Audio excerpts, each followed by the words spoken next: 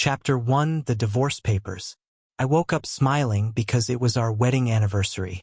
I made Victoria's favorite breakfast, bought a bouquet of white roses, and even planned a quiet dinner. I believed this day would bring us closer again. "Happy anniversary," I said as she walked into the dining room. She looked at the flowers without smiling. "What's this?" she asked coldly. "Our anniversary. I thought we could spend today together." She laughed. "Ethan, you're still living in a fantasy." My smile disappeared. "What do you mean?" She pulled an envelope from her designer bag and dropped it onto the table. "Open it." My hands shook as I opened the envelope. Inside were divorce papers. I stared at them, unable to breathe. "Victoria? Is this some kind of joke?" "No." "Then why?" "Because I'm tired of pretending." I looked into her eyes, searching for the woman I married, but she was gone. "I've fallen in love with someone else," she said. My heart stopped. "Who?" "Adrien Blake." I whispered his name. "My business rival?" "Yes." I stepped back. "Victoria, you can't be serious." "I've never been more serious." I felt my chest tighten. "We built this life together." She crossed her arms. "No, Ethan.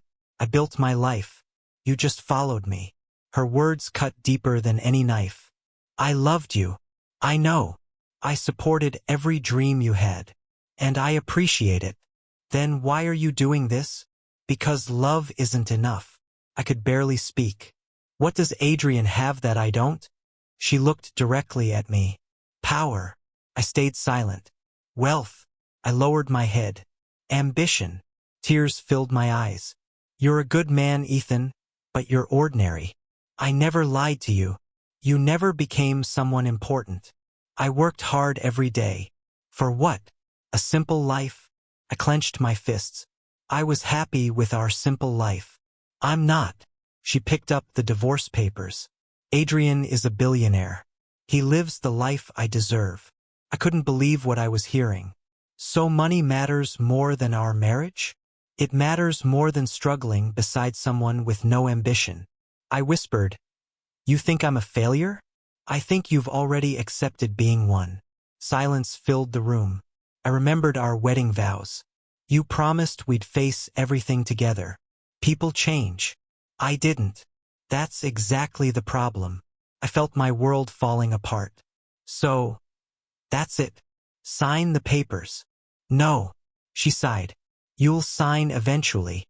She walked toward the door. Before leaving, she turned around. "I hope one day you find someone who wants an ordinary life." The door closed. I stood there, completely alone. The breakfast grew cold. The flowers rested on the table like a cruel joke. After a few minutes, I walked outside and sat inside my car. I gripped the steering wheel until my hands hurt. Then I broke. I cried harder than I ever had before. My phone rang. "Daniel." I couldn't answer. It rang again. I ignored it. Another message appeared. "Brother, call me. I'm worried." I stared at the screen through my tears. For the first time in my life, I felt completely worthless. I leaned back, closed my eyes, and whispered to myself, "She never even knew who I really was." Chapter 2: The Secret My Wife Never Knew. I barely slept after leaving my house. Every time I closed my eyes, I heard Victoria's voice calling me ordinary. By morning, my phone rang again. I answered without looking. "Hello, Ethan." I recognized the deep voice immediately. "Grandfather, come to my office. We need to talk." "I'm not in the mood." "I know exactly what happened yesterday." I froze. "You know?" "I know everything." "How?" "I've been watching for a long time." I sighed. "I'll be there." An hour later, I walked into Richard Carter's private office. He looked at me for a long moment. "You look terrible." "I feel worse." He pointed toward the chair. "Sit down." I sat without saying a word. "I'm sorry," he said quietly. "Why?" "Because I hoped Victoria would love you for who you were." "I thought she did." "So did I." I lowered my eyes. "She chose Adrien." "No," my grandfather replied. "She chose money." I laughed bitterly. Maybe she's right. He frowned. Don't ever say that again. I'm just an ordinary man. He leaned forward. No, Ethan. You've never been ordinary. I looked at him in confusion. What do you mean? He opened a drawer and placed a thick folder on the desk. Everything inside belongs to you. I frowned. I don't understand. You own Carter Global Holdings. I stared at him. What? You heard me. I shook my head. That's impossible. It became yours 3 years ago. I couldn't speak. You transferred everything to me? I did. But why didn't you tell me? Because you asked me not to. Memories rushed back. Years earlier, I had begged him to keep my identity secret. I remember, I whispered. I wanted someone to love me, not my money. And I respected your decision. I slowly opened the folder. Inside were ownership papers, company shares, legal documents, bank statements. Every page carried my name. My hands trembled. This can't be real. It is. I looked up. So, Carter Global is mine. Every share. What about the companies under it? They answer to you. I took a slow breath. Victoria's company. He nodded. It operates through one of your parent corporations. Couldn't believe it. The entire time. She worked inside your business empire without knowing. I closed the folder. I never wanted this. I know. I only wanted a normal marriage. And that's why you hid your wealth. Silence filled the room. Finally I asked, what should I do now? Richard looked directly into my eyes. Stop hiding. I don't want revenge. I didn't ask for revenge. I still love her. I know. I don't want to hurt Victoria. He sighed. Ethan. Kind people often confuse forgiveness with weakness. I can't hate her. You don't have to. Then what? Protect yourself. Before I could answer, someone knocked on the door. Come in, Richard said. A woman wearing a gray business suit entered. Good morning. She smiled politely. I'm Olivia Morgan. I stood and shook her hand. I've heard a lot about you. I wish we were meeting under better circumstances. She placed another folder on the desk. What is this? I asked. Proof. Proof of what? Your complete ownership. She opened the file. These are the original shareholder records. She turned another page. These are the board resolutions. Another page. These are the voting rights.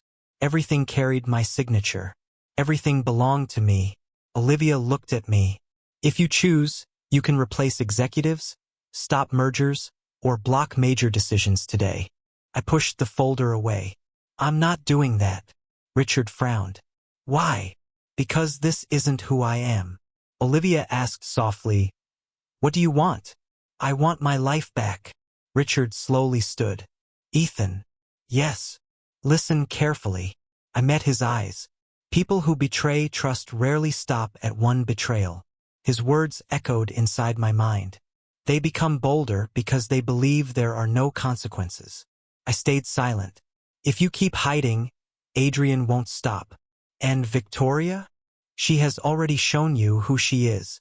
I looked down at the divorce papers still folded inside my jacket. My heart hurt. I wish yesterday had never happened. So do I, Richard replied. But yesterday cannot be changed. I took a deep breath. What can be changed? Tomorrow. I closed both folders and stood. I don't know what I'll do yet. You don't have to decide today. But when the time comes, Olivia added, the truth will protect you. I nodded. For the first time since my marriage fell apart, I felt something other than pain. Not happiness. Not revenge. Only purpose. I picked up the confidential documents, thanked my grandfather and Olivia, then quietly walked toward the door, carrying papers that could change not only my future, but everyone else's. Chapter 3: Watching my own funeral. 3 days after signing the divorce papers, I turned on the television to distract myself. Instead, I froze. Victoria and Adrien stood together on a stage, smiling as cameras flashed around them. The reporter asked, Ms. Hayes, are the rumors true? Victoria smiled. Yes. What rumors? Adrien and I are together. The crowd applauded. Another reporter asked, "Did your divorce influence this relationship?" She answered without hesitation, "My marriage ended because we wanted different futures." Adrien wrapped an arm around her shoulders. "I'll make sure Victoria gets the future she deserves." Everyone laughed. I turned off the television. My phone buzzed again. Daniel called. "Ethan, don't watch the news." "I already did. I'm coming over." "No, you shouldn't be alone. I need time." He sighed. "I'm worried about you." "I'll survive." After ending the call, I opened my social media accounts.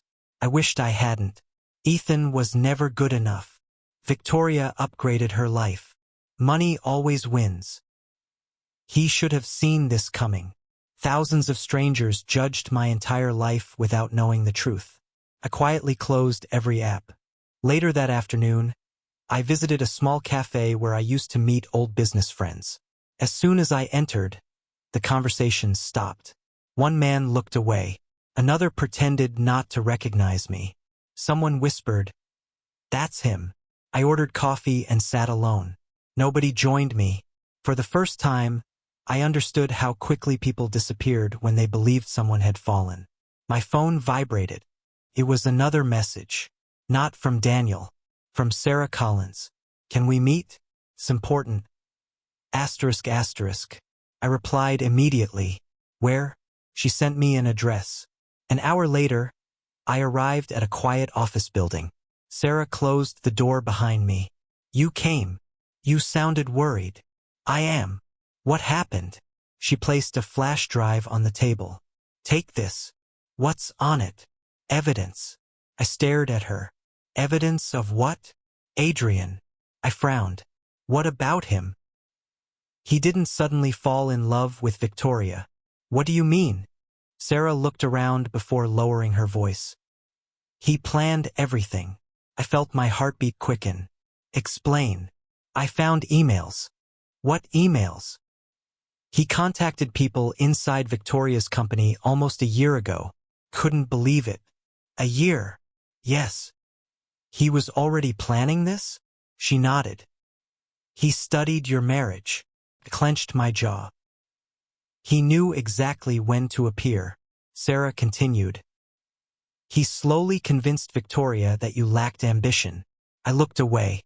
"So all those arguments weren't accidents." My stomach tightened. "He manipulated her. Every step." I picked up the flash drive. "Why are you helping me?" "Because you're the only boss who ever treated me with respect." I quietly thanked her. She smiled sadly. "You deserve the truth." When I left the building, Daniel was waiting beside my car. "I knew you'd come here." "You followed me?" "I wanted to make sure you were safe." I handed him the flash drive. He watched every file in silence. Finally, he looked at me. "This is bigger than I expected." "I know." "What are you going to do?" "I don't know." He shook his head. "Yes, you do." "I still don't want revenge." "Ethan." "I mean it." Daniel crossed his arms. "Then what?" "I'll walk away." "And let Adrien destroy everything else?" I stayed silent. He stepped closer. "People like Adrien don't stop because good people stay quiet." I looked into his eyes. "They stop when someone finally stands against them." "I don't want to become like him." "You won't." "What if I lose myself?" "You won't." "How can you be so sure?" "Because I've known you for 15 years. His words settled inside me. I took a deep breath. "I'm not exposing my identity." "Not yet. But I won't keep running either." Daniel smiled. "Now you're thinking." That evening I sat alone in my office. Richard's folders rested on my desk. I opened them one page at a time. Company names, ownership records, executive appointments, investment reports. For the first time, I studied every document carefully. One company after another belonged to me. Several were businesses Adrien proudly claimed he controlled. He had no idea the final authority rested in my hands. I picked up my phone. "Olivia." She answered immediately. "Yes, Mr. Carter. I need a favor." "I'm listening." I want every ownership record reviewed quietly. Without notifying anyone? Exactly. Anything else? Prepare every legal document needed to restore my voting rights. It will be done. No announcements. Understood. No headlines. I understand. I ended the call. For the next several hours, I reviewed contracts, signed confidential papers, and quietly reclaimed authority over companies Adrien believed answered to him. No celebrations. No public statements. No revenge. Only careful decisions. For the first time since Victoria handed me those divorce papers, I stopped thinking like a broken husband.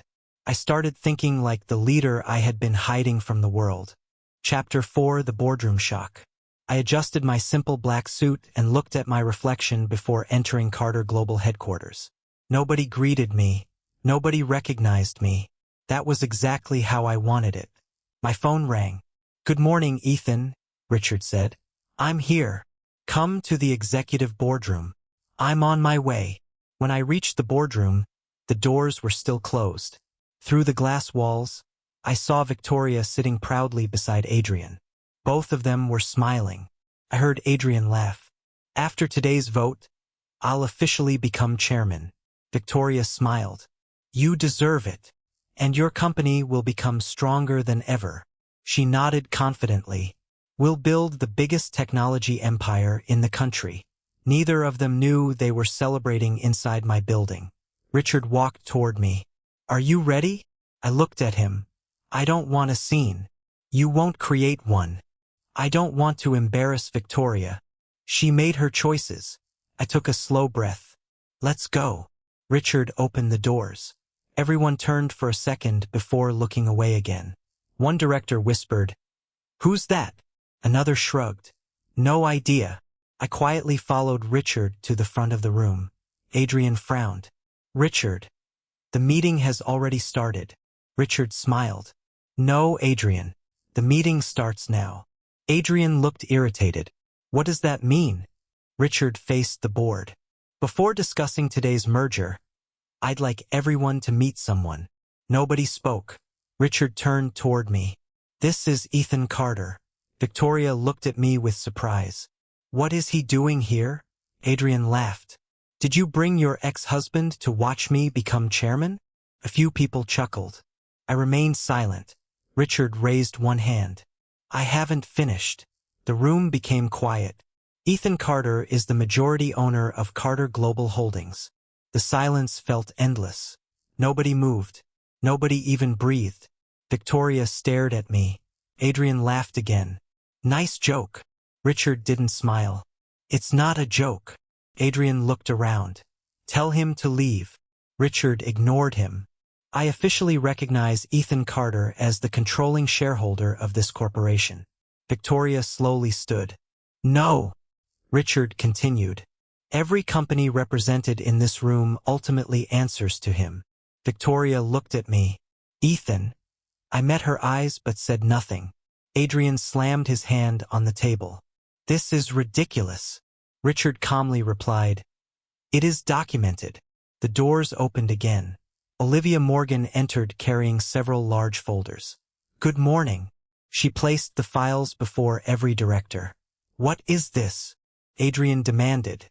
Olivia answered calmly. "Certified ownership records." She opened the first file. "These documents confirm that Mr. Ethan Carter owns 58% of Carter Global Holdings." She turned another page. "These are the original transfer agreements." Another page. "These are the registered shareholder certificates." Another page. "These are the board approvals." Every director carefully examined the documents. One elderly board member adjusted his glasses. "They're authentic." Another director nodded. "I verified the signatures." Adrien stood. "I refuse to accept this." Olivia looked directly at him. "Your refusal changes nothing." He pointed at me. "He never told anyone." I finally spoke. "Nobody asked." Victoria whispered, "You hid this from me." I answered quietly, "I wanted someone to love me instead of my money." Her face lost all color. Adrien laughed nervously. "Fine. Even if he owns shares, today's merger still happens. Olivia calmly smiled. No. What do you mean, no? According to Article 12, every merger requires approval from the majority owner. Adrien looked at me. You'll approve it.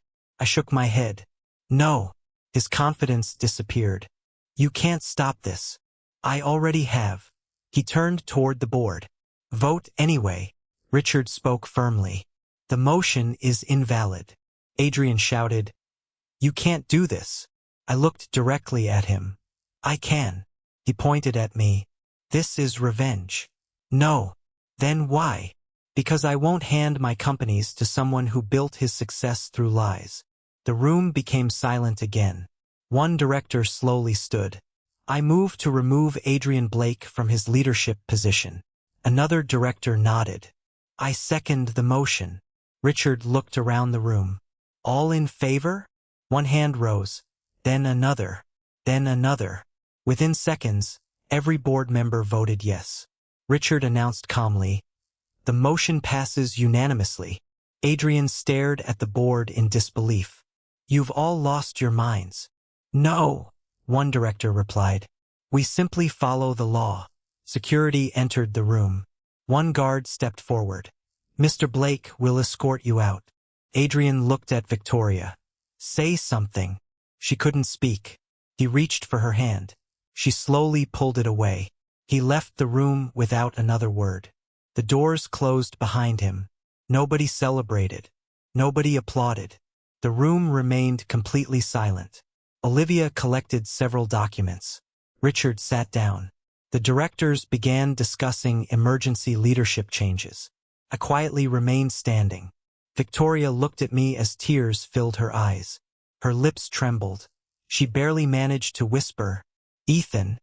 Chapter 5, When Karma Starts Knocking. The morning after the board meeting, I arrived at my office before sunrise. I expected another difficult day, but I never imagined how quickly everything would change. Daniel walked into my office carrying a tablet. You need to see this. I looked up. What happened? Adrien's investors are leaving. He handed me the tablet. Headline after headline filled the screen. Major investors withdraw support. Shares continue falling. Fraud allegations shake Blake Industries. I slowly put the tablet down. I didn't want this. Daniel sighed. You didn't cause it. I exposed the truth. And the truth has consequences. Before I could answer, Olivia called. Ethan, good morning. The government has opened an investigation. Already. Financial investigators entered Adrien's headquarters this morning. I remained silent. There is more. What? They're requesting records from several companies. Will Carter Global cooperate? Completely. Good. After ending the call, I stood beside the window. Months ago, I would have celebrated seeing Adrien lose everything. Now I only felt tired. Daniel watched me. You still feel sorry for him. I feel sorry for everyone hurt by greed. My phone buzzed again. It was another message from Sarah. Victoria just found something. I called immediately. What happened? She discovered hidden accounts. What kind of accounts? Adrien secretly moved millions through her company. I frowned. Without telling her? Exactly. How do you know? I found internal emails. Is she confronting him? Right now. The call ended. I could almost imagine the conversation. Later that afternoon, Sarah sent me an audio recording. I hesitated before pressing play. Victoria shouted, You used my company? Adrien answered sharply. It was temporary. You hid financial losses. I protected both of us. You lied to me. I did what was necessary. You promised we were building something together. We were. No. You were saving yourself. He laughed bitterly. If you hadn't been so obsessed with proving yourself, none of this would have happened. She sounded shocked. You're blaming me? I'm blaming your weakness. The recording ended. I quietly placed my phone on the desk. Daniel looked at me. How do you feel? I don't know. You loved her. I still don't want to see her suffer. He nodded slowly. That says more about you than it does about her. The next morning, Richard visited my office. He smiled proudly. Production numbers are improving. Good. Employee confidence is returning. They deserve stability. Richard looked at me. You haven't fired anyone. They worked hard. You could have reduced costs. I won't build success by destroying innocent lives. He smiled. Now I know I chose the right successor. After he left, I received another unexpected visitor. A woman entered carrying several folders. She smiled warmly. Mr. Carter? Yes. I'm Emma Reed. I stood and shook her hand. It's nice to meet you. I'm director of the Hope Together Foundation. I've heard about your charity. We help families who lose jobs during corporate restructuring. I invited her to sit. What can I do for you? She smiled. I actually came to thank you. For what? Your company refused to lay off hundreds of workers. They have families. Most executives only see numbers. I see people. She looked genuinely surprised. I wish more business leaders thought that way. We spent nearly an hour discussing scholarships, medical support, and community programs. For the first time in weeks, I smiled without forcing it. Before leaving, Emma stood. I hope we work together again. I'd like that. She extended her hand. Thank you for choosing kindness. After she left, I remained thoughtful. Money had once hidden my identity. Now I wanted it to improve lives. That evening, another news report appeared. Michael Hayes stood outside Victoria's office. Reporters surrounded him. One shouted, Mr. Hayes, do you support your daughter's decisions? He answered calmly, My daughter forgot something important. What? Pride destroys families faster than poverty ever could. Another reporter asked, Do you blame Ethan? Michael shook his head. No. Then who is responsible? My daughter made her own choices. I turned off the television. I remembered every cruel word Victoria had spoken. Ordinary. Failure. No ambition. Each memory still hurt. Yet I no longer wanted revenge. I wanted peace. My phone buzzed one final time. It was an unknown number. I answered. Hello. For several seconds, nobody spoke. Then I heard a quiet, trembling voice. Ethan. I recognized it immediately. It was Victoria. Chapter 6, The Woman Who Came Back Too Late. The morning after Victoria called me, I tried to focus on work. Every document on my desk blurred together because one question refused to leave my mind. Why had she called? Just before noon, Sarah knocked on my office door. Mr. Carter? Come in. She looked uncomfortable. There's someone here to see you. Who? She hesitated. Victoria. I closed my eyes for a moment. Send her in. Sarah nodded and quietly left. A few seconds later, the door opened. Victoria stepped inside. She looked nothing like the confident woman who had handed me divorce papers. Her eyes were red. Her face was pale. She looked exhausted. For several seconds, neither of us spoke. Finally, I broke the silence. Please, sit down. She slowly sat across from me. I wasn't sure you'd see me. I almost didn't. She lowered her head. I understand. I folded my hands together. Why are you here? Tears filled her eyes. I need to tell you the truth. I remained silent. She whispered, Adrien never loved me. I looked at her without speaking. He only wanted your companies. I nodded slowly. I know. Her eyes widened. You knew. I found out weeks ago. She covered her face. I'm so ashamed.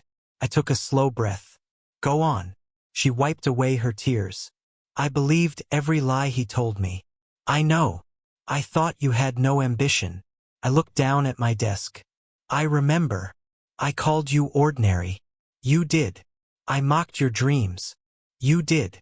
I laughed at your love. My chest tightened. You did. She started crying harder. I don't expect you to forgive me. I quietly handed her a box of tissues. She took one. Thank you.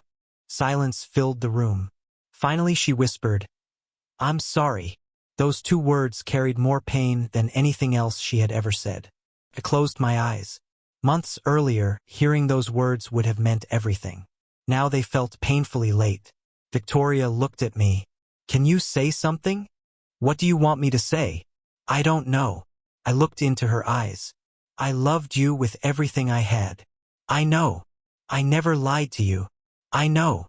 I stood beside you when nobody else believed in you. Fresh tears rolled down her face. I know. Then why? She struggled to answer. I became selfish.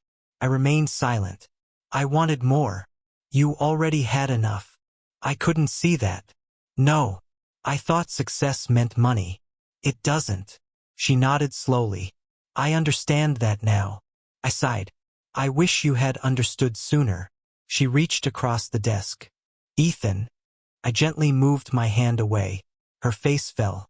I deserve that. Neither of us spoke for several moments. Then she whispered the question I had feared. Can we start over? My heart immediately remembered our wedding day. It remembered our first apartment, our late-night conversations, our promises. For one brief moment, every beautiful memory returned. Then another memory replaced them. The divorce papers, her laughter, her calling me ordinary, her choosing Adrien. I slowly looked at her. I wanted to grow old with you. She broke down again. I know. I imagined spending the rest of my life beside you. I'm sorry. I believed you were my forever. She covered her mouth, trying to stop crying. I destroyed everything. I nodded. Yes. She looked at me with desperate hope. But maybe we can rebuild. I slowly shook my head. She froze. No, I can't. Please. I still care about you. Her eyes brightened slightly. But caring isn't enough. She stared at me. Love without trust cannot survive.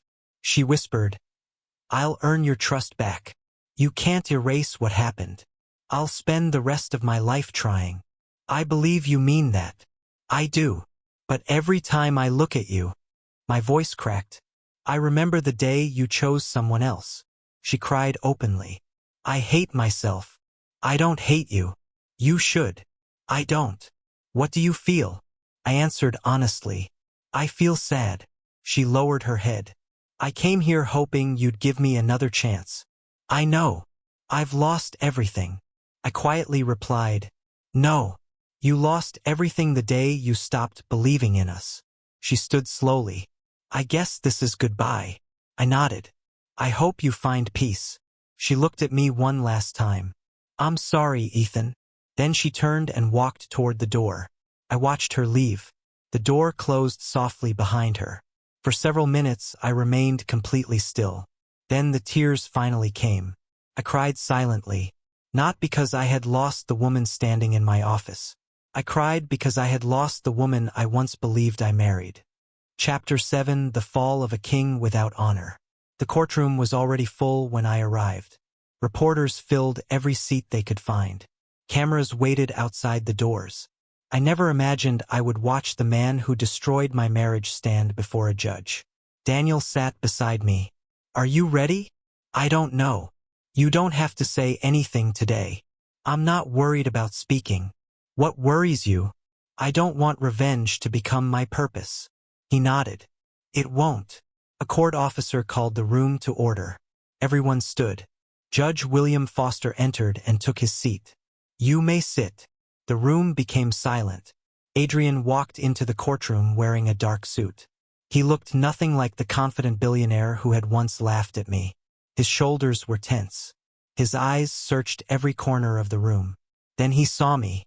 His expression immediately hardened. He pointed toward me. This is his fault. Judge Foster raised his hand. Mr. Blake, you will speak only when instructed. Adrien clenched his jaw. The prosecutor stood. Your Honor, the government brings charges of corporate fraud, bribery, financial manipulation, and theft. Judge Foster nodded. Proceed. The prosecutor called the first witness. One of Adrien's former executives stepped forward. He took the oath. The prosecutor asked, Did Mr. Blake order illegal financial transfers? Yes. Did he know those transfers violated company policy? Yes. Did he approve them personally? He did. Adrien stood suddenly. He's lying.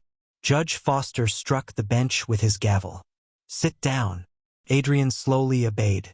The second witness entered. She had once worked directly under Adrien. Did Mr. Blake instruct employees to hide company losses? Yes.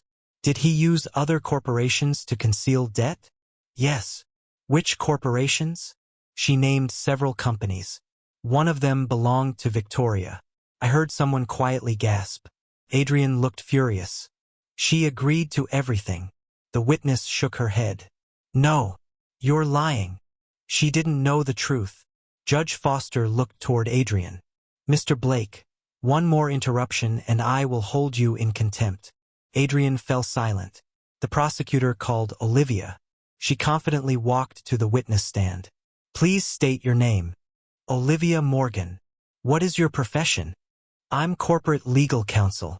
Did you examine Mr. Blake's business records? I did. What did you find? I found forged approvals, hidden payments, and false ownership declarations. She handed several documents to the judge. These are certified copies. Judge Foster reviewed them carefully. They appear complete. Olivia nodded. They directly connect Mr. Blake to every illegal transaction. Adrien laughed bitterly. Those papers were created by Ethan. I slowly stood. Your Honor. Judge Foster looked at me. Yes, Mr. Carter? I request permission to respond. You may. I faced Adrien. I never created evidence. You destroyed my life. You destroyed your own. He pointed at me again. You wanted revenge. I calmly answered, if I wanted revenge, I would have acted months ago. He had no reply. Judge Foster looked toward Daniel. Mr. Brooks. Daniel walked forward. The prosecutor asked, what role did you play? I reviewed company finances after concerns were reported. What did you discover? I discovered missing funds and hidden accounts. Were they accidental? No. Why not? Because every transfer required executive approval. Who approved them? Adrien Blake. Daniel stepped away. The courtroom remained silent. Finally, the prosecutor called Victoria. She slowly approached the witness stand. Her hands trembled. The prosecutor spoke gently. Did you know your company was hiding Mr. Blake's financial losses? No. Did he tell you the truth? No. What did he tell you? He said everything was legal. Were you aware that your signature appeared on fraudulent documents? Her eyes filled with tears. No. Judge Foster looked at Adrien. The evidence clearly shows repeated deception. Adrien shouted, she wanted money just as much as I did. Victoria looked at him in disbelief. I loved you. You loved success. I trusted you. You were useful. Her face turned pale.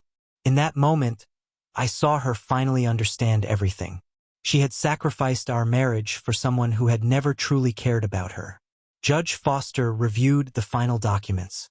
After several long moments, he spoke. This court finds overwhelming evidence of fraud, bribery, theft, and deliberate corporate deception. The courtroom remained completely silent. Judge Foster continued. Adrien Blake is found guilty on all counts. Adrien lowered his head. His fortune was gone. His reputation was destroyed. His freedom disappeared with a single decision. Court officers stepped beside him. One placed handcuffs around his wrists. As they led him away, he looked back at me. I felt no satisfaction, only relief. Justice had arrived without hatred, without revenge, without me becoming the man Adrien believed I would become. Chapter 8. Owning everything that truly matters. 6 months passed faster than I expected. Every morning, I walked into Carter Global with a clear mind instead of a broken heart. My companies were stronger than ever, not because I chased endless profits, but because I chose honesty over greed. One morning, Daniel entered my office with a smile. I have good news. I laughed. You've been saying that a lot lately. That's because business has never been better. He handed me the latest report. Employee satisfaction is at a record high. I smiled. That's more important than the profits. The profits are breaking records too. I closed the report. People built this company. Daniel nodded. And now they know you believe that. After he left, Emma knocked gently on my door. Am I interrupting? Never. She stepped inside carrying 2 cups of coffee. I thought you needed a break. I probably do. She handed me 1 cup. You've been working too hard. I'm still learning. She smiled. I think you're doing just fine. I laughed quietly. You always know what to say. I only tell the truth. For several minutes, we talked about the charity projects we had started together. Hundreds of families had received help. Students had earned scholarships. Small businesses had received support. Seeing those lives change meant more to me than any headline or financial report. Emma looked at me. You've changed. I hope for the better. You smile more. I hurt less. She nodded. I'm happy to hear that. I looked at her. You helped. I only reminded you of who you already were. Her kindness felt peaceful. I cared about her deeply, but I moved carefully. I refused to let loneliness make decisions for my heart again. A few days later, Richard invited me to dinner. As we finished eating, he asked, Do you regret anything? I thought for a long moment. I regret loving someone who couldn't see my heart. He smiled gently. No, I regret hiding who I was. Perhaps. But I don't regret choosing love. Richard leaned back. Then you've learned the lesson. What lesson? Money can buy comfort. I nodded. But character earns respect. I smiled. I finally understand. He looked proudly at me. True wealth isn't measured by money. What is it measured by? The kind of person you become when life gives you every reason to become bitter. His words stayed with me long after dinner ended. The following week, Sarah entered my office holding another file. I thought you should know. What is it? Victoria resigned. I remained silent. She refused a large retirement package. Really? She said she wanted to rebuild her life honestly. I slowly nodded. I'm glad. Sarah looked surprised. You aren't angry? No. Not even a little? I spent too much time carrying pain. She smiled. I think she'd be relieved to hear that. Maybe. After Sarah left, I stood beside the window. Months earlier, I had dreamed about making Victoria regret everything. Now I simply hoped she found peace. Forgiveness had never changed the past. It had only freed my future. One quiet evening, I walked outside Carter Global headquarters.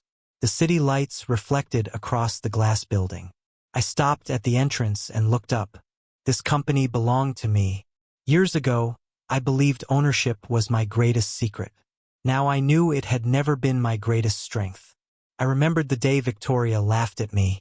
I deserve someone important. Those words had once shattered me. Now they no longer hurt, because I finally understood something she never had. Importance wasn't measured by wealth. It wasn't measured by titles. It wasn't measured by expensive cars or powerful friends. It was measured by integrity, by kindness, by courage, by staying true to myself when betrayal tried to change me. My phone buzzed. It was a message from Emma. Dinner tomorrow? I smiled. I'd like that. I placed my phone back into my pocket and looked at the building one final time. I had lost a marriage. I had lost friends. I had lost the future I once imagined. Yet somehow I had found myself. I no longer needed revenge. I no longer needed anyone to regret leaving me. Life had already given me something far greater. Peace. As I walked toward my car, I quietly whispered to myself, I never needed revenge to win. For the first time in many years, those words felt completely true. The greatest victory had never been owning the largest company. It had never been watching Adrien lose everything. It had never been proving Victoria wrong. My greatest victory was becoming the man betrayal could never destroy. And that was something nobody could ever take away from me again.